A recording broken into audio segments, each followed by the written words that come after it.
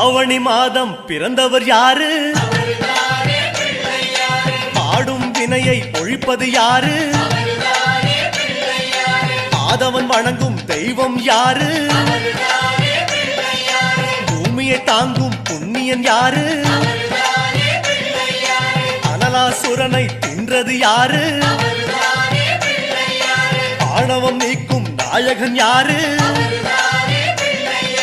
முப்புரி அணிந்த மூலவன் யாரு? அவரும் வாழ்வது எங்கே கூறு?